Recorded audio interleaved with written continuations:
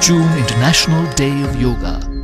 नमस्कार, मैं doctor Monika Gupta, directorate of Indian systems of medicine J&K की तरफ से आज के post covid care yoga session में आपका पुनः स्वागत करती हूँ। यदि आप कोविड-19 के लक्षणों से मुक्त हो गए हैं, परंतु अब भी आपके शरीर में कमज़ोरी, सिरदर्द, ऊर्जा की कमी अथवा एंग्जाइटी, डिप्रेशन जैसे पोस्ट कोविड सिम्टम्स हैं, तो ये सेशन आपके लिए है, क्योंकि इसमें हम पोस्ट कोविड योगा प्रोटोकॉल से संबंधित आसनों एवं सूक्ष्म यौगिक क्रियाओं की जानकारी देंगे। अब डॉक्टर गौरी करलूपिया एवं मानिक सलाथिया आपके सामने योगासनों का अभ्यास करेंगे।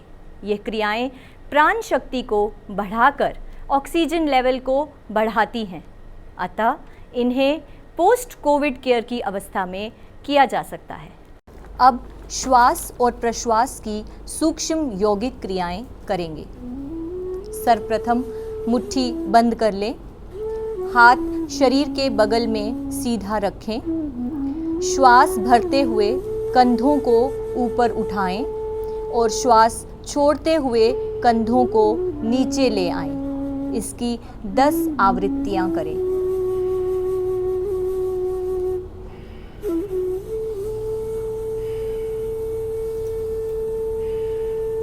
दोनों पैरों के बीच कंधों के समानांतर अंतर रखें, हाथों को सामने की ओर फैलाएं।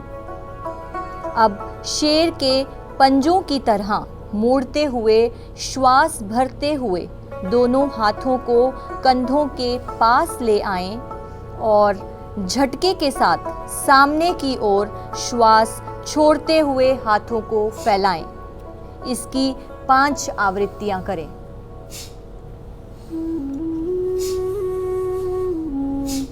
तीसरी क्रिया, अब दोनों पैरों को मिला लें, हाथ को छाती के बीचों बीच ले आएं, हाथ के पंजे अंदर की ओर रखें। अब श्वास भरते हुए दोनों हाथों को छाती के बाहर तक फैलाएं और झटके के साथ श्वास छोड़ते हुए हाथों को पुनः छाती के मध्य ले आएं। इसकी 3 आवृत्तियां करें।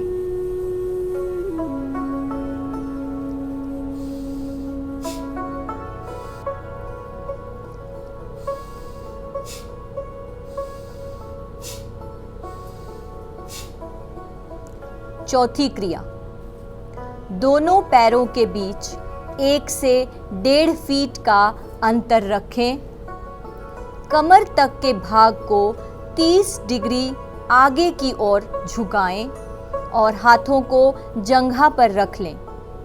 श्वास को बाहर निकालें और पेट अंदर की तरफ खींच लें। यथाशक्ति श्वास को रोककर पेट को अंदर बाहर करें। धीरे धीरे श्वास लेते हुए पुनः समस्थिति में लौट आएं। 5वीं क्रिया, जिसे एब्डोमिनल ब्रीदिंग भी कहते हैं, जो कि श्वास लेने का सही तरीका है। धीरे धीरे श्वास लें तो पेट बाहर की ओर आए और श्वास छोड़ते हुए पेट भीतर जाए। इसकी 10 आवृत्तियां करें। अब इस क्रिया को तीव्र गति से करें।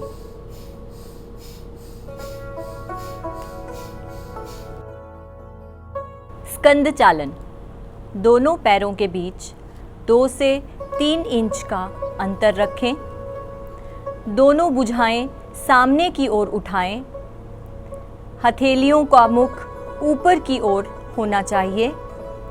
दोनों कोहनियों को मोड़कर हाथ की अंगुलियों को कंधे पर रखें कोहनियाँ ऊपर की ओर ले जाएं एवं घड़ी की दिशा में घुमाएं। यह क्रिया 3 बार करें।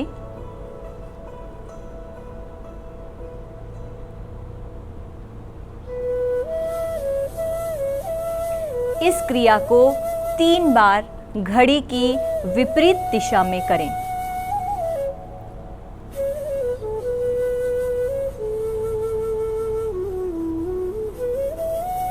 भुजाओं को सीधा करें और समस्थिति में लौट आएं। अब हम पोस्ट कोविड केयर के प्रोटोकॉल के अंतर्गत किए जाने वाले आसनों का अभ्यास करेंगे। यह योगाभ्यास बैठकर अथवा खड़े होकर दोनों ही अवस्थाओं में किए जा सकते हैं। ताड़ासन। आर्थराइटिस, वेरिकोस वेन्स की समस्या हो अथवा चक्कर आते हों तो इस आसन में एड़ियों को उठाने का प्रयास न करें। दोनों पैरों के बीच 2 इंच की दूरी रखें। श्वास अंदर लें और दोनों हाथों को कंधे के स्तर तक उठाएं। दोनों हाथों की अंगुलियों को एक दूसरे में फंसाएं तथा श्वास भरते हुए हथेलियों को बाहर की ओर रखें। भुजाओं को ऊपर ले जाने के साथ साथ एड़ियों को जमीन से ऊपर उठाएं और पैर की अंगुलियों पर अपना संतुलन बनाएं। इस स्थिति में 10 से 15 सेकंड तक रुकें। एड़ियों को वापस जमीन पर लाएं। श्वास को शरीर से बाहर छोड़ते हुए हाथ की अंगुलियों को अलग करें। भुजाओं को वापस लाएं और प्रारंभिक अवस्था में वापस आएं। बैठकर करने वाले आसन। सर्वप्रथम दंडासन की स्थिति में बैठ जाएं। दोनों पैरों को सामने की ओर सीधा करके पीठ व कमर को सीधा रखते हुए बैठ जाएं। दोनों हाथों की हथेलियों को जमीन पर नितंबों के पास रख दें। यह स्थिति दंडासन कहलाती है। वज्रासन। घुटनों के दर्द, आर्थराइटिस एवं पाइल्स की समस्या होने पर इस आसन का अभ्यास न करें। दोनों पैरों को फैलाकर बैठ जाएं।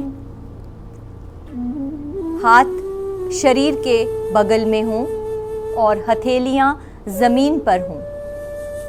हाथों की अंगुलियां सामने की दिशा की ओर हों। दाहिने पैर को घुटने से मोड़ लें। पंजों को नितंब के नीचे दबाकर बैठ जाएं। इसी तरह बाएं पैर को भी घुटने से मोड़ते हुए ऐसे बैठें कि पंजे बाएं नितंब के नीचे हों। पैर का अंगूठा मिला रहे, एड़ी फैली रहे। बाएं हाथ को क्रमशः बाएं और दाएं हाथ को दाएं घुटने पर रखें। मेरुदंड को सीधा रखें और सामने की ओर देखते रहें। अर्ध उष्ट्रासन।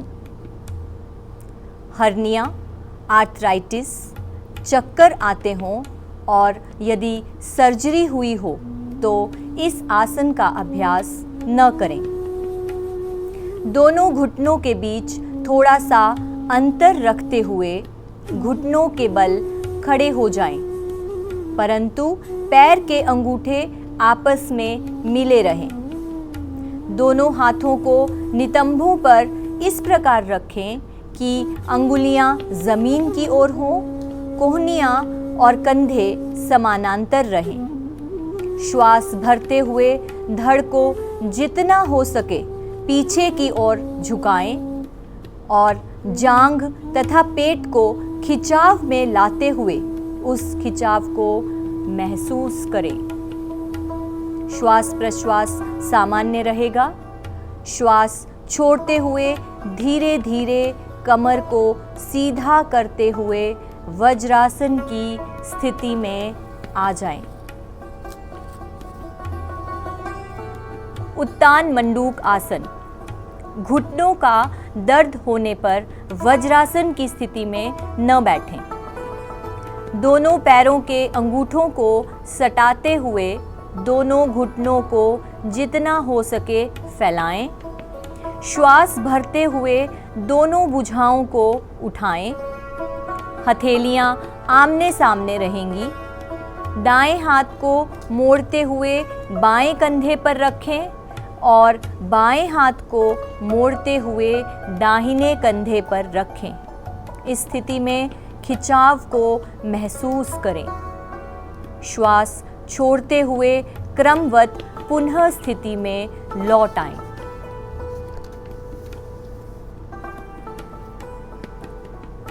शवासन। अब आप पीठ के बल लेट जाएं। दोनों पैरों के बीच 1 से 1.5 फीट का अंतर रखें।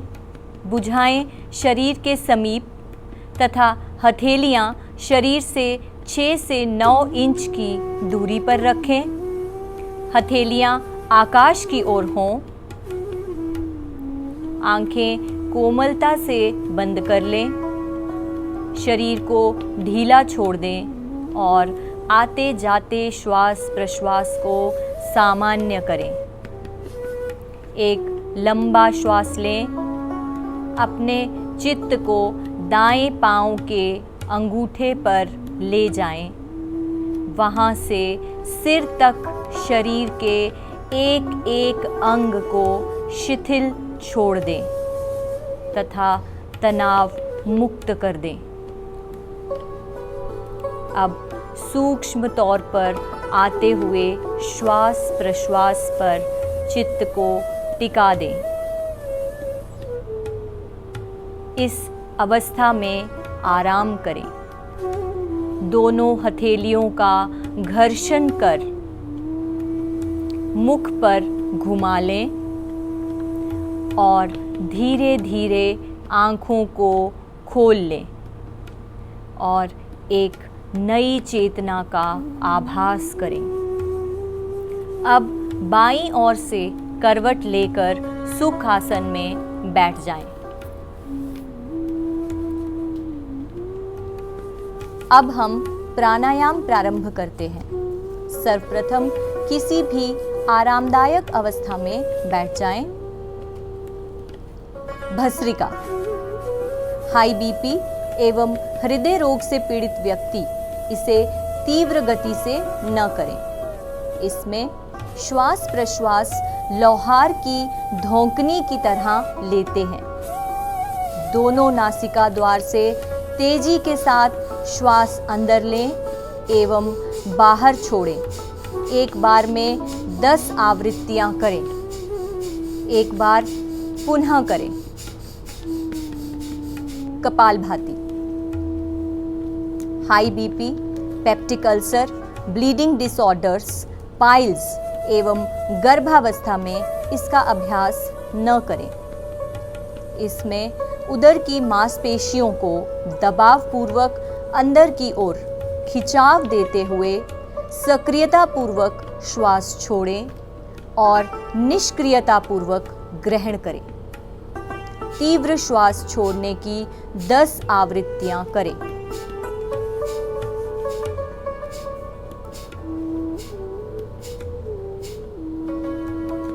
पाँच सेकंड का विश्राम करें। अब कुछ देर के लिए कुंभक का अनुभव करें। लंबा श्वास लें और धीरे धीरे श्वास बाहर छोड़ दें। यह एक चक्र पूर्ण हुआ। इसे एक बार पुनः करें।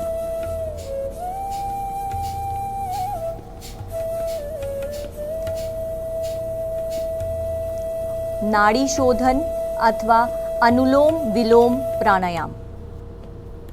ज्ञान मुद्रा में बाईं हथेली बाएं घुटने के ऊपर रखें अथवा दाईं हथेली नासाग्र मुद्रा में रखें।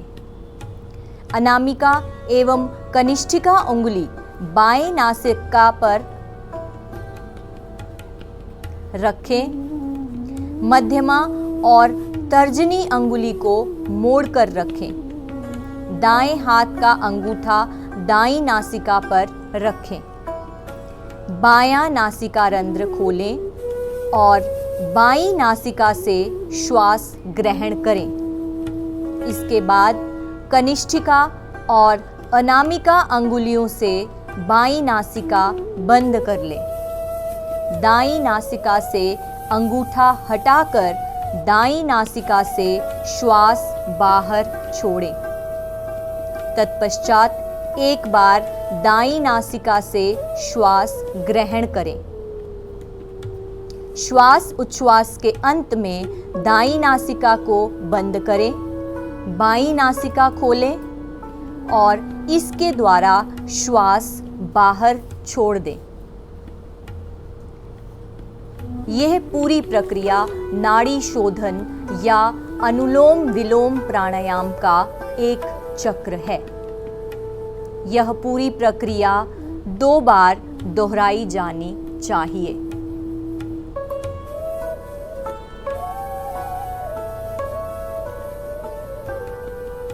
भ्रामरी प्राणायाम। नासिका के द्वारा लंबा गहरा श्वास लें। अंगूठों से कर्ण छिद्र बंद कर लें। तर्जनी अंगुली को दोनों बाहों के मध्य रखें और दोनों मध्यमा अंगुलियों को नासिका रंध्रों पर रखें। अनामिका ऊपरी होंठ के ऊपरी हिस्से और कनिष्ठिका नीचे वाले होंठ के पास लगाएं। धीरे धीरे नियंत्रित रूप से श्वास को बाहर छोड़ते समय भंवरे जैसी आवाज निकालें। यह एक चक्र पूर्ण हुआ।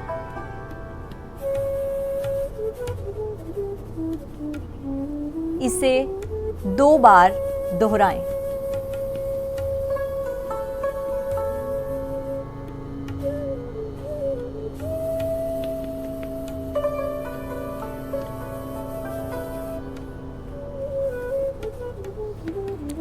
ध्यान।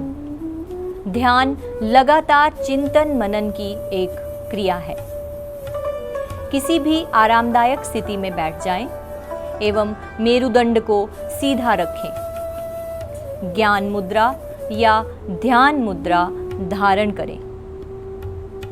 अंगूठे और तर्जनी अंगुली के सिरों को आपस में स्पर्श कराएं।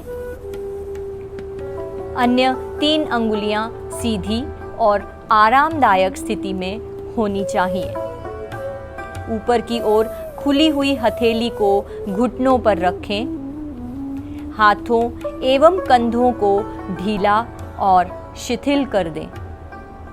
आंखें बंद करके मुख को थोड़ा ऊपर की ओर उठाकर बैठ जाएं। बिना किसी पर विशेष ध्यान केंद्रित किए केवल अपनी बाहों के बीच हल्का सा ध्यान केंद्रित करें और अपनी आती जाती श्वासों को महसूस करें। पूर्व विचारों को छोड़ने का प्रयास करें। पवित्र एवं निर्मल विचार मन में लाने का प्रयास करें। इस स्थिति में ध्यान लगाकर कुछ समय तक बैठे रहें।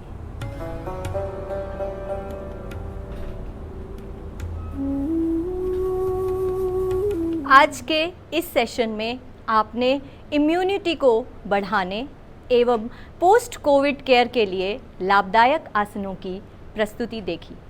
कृपया सभी योगासनों का घर पर निरंतर अभ्यास करें, जिससे आप अपनी रोग प्रतिरोधक क्षमता अर्थात इम्यूनिटी को बढ़ा सकते हैं। और यदि कोविड-19 से ग्रस्त हो जाते हैं तो इन सब आसनों के साथ विशेषतः पोस्ट कोविड केयर योगाभ्यासों द्वारा स्वास्थ्य लाभ प्राप्त कर सकते हैं। अभ्यास करते रहें, क्योंकि जब तक आप अभ्यास नहीं करेंगे योग निष्फल हो जाएगा। कल पुनः एक नए सेशन में कुछ नए योगाभ्यासों के साथ आपसे मिलेंगे। तब तक योग द्वारा सजाओ जीवन में नए रंग, इसे अपना कर पाओ नई उमंग। धन्यवाद।